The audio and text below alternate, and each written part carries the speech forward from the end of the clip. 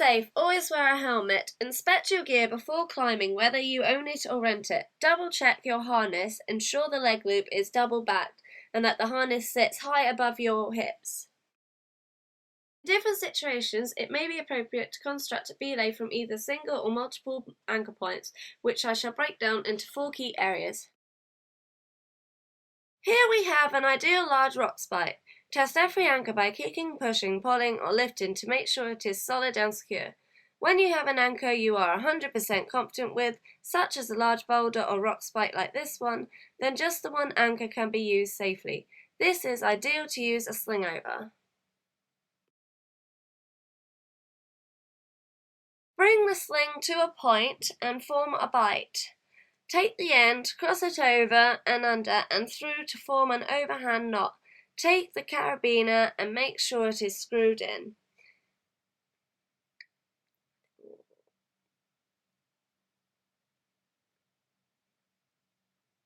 Then make sure that the angle is 60 or less degrees.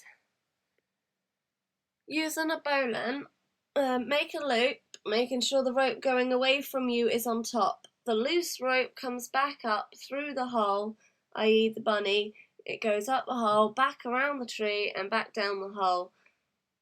A bowline is preferred for attaching anchor point to the rope as it won't over-tighten like a figure of 8 would.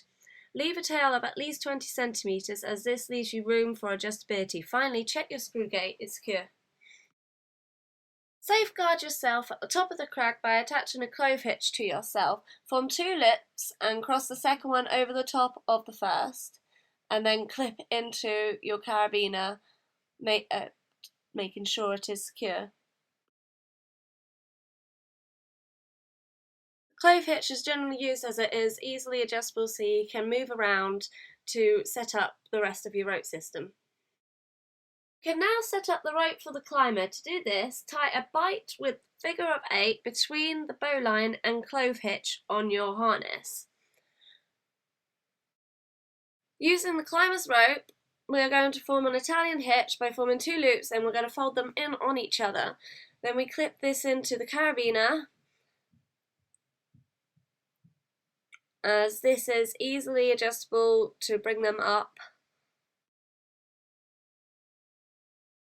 If a single good anchor can't be found, then nuts can be placed, ideally 2 for simplicity and speed.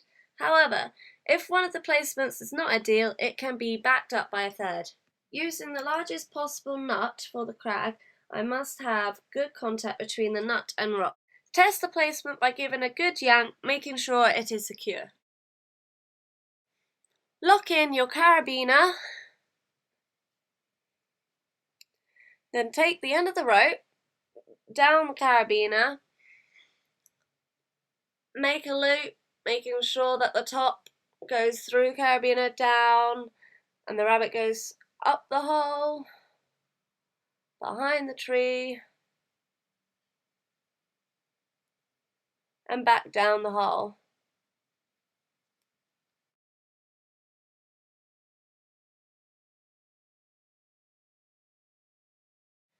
Give yourself some slack and then tie yourself in with a clove hitch as done before, with 2 loops and place one behind the other,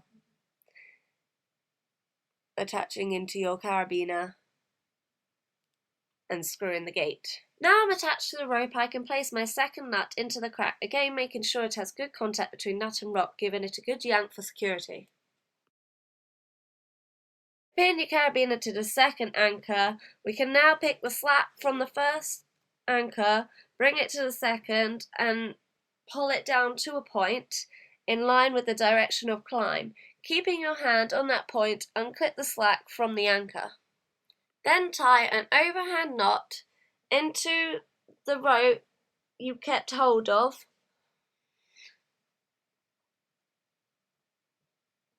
and reclip the loop of the overhand knot into your second anchor.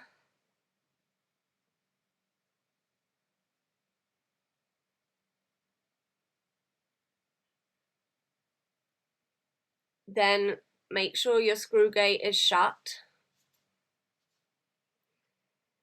Keeping in line with the direction of climb, making sure that the angle of rope between the ankles are less than 60. As before, we can now tie a bighted figure of 8 with the rope between the clove hitch and overhand knot.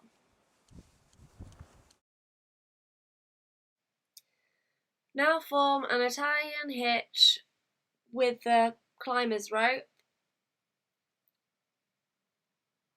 and clip into your carabiner, making sure the screw gate is closed.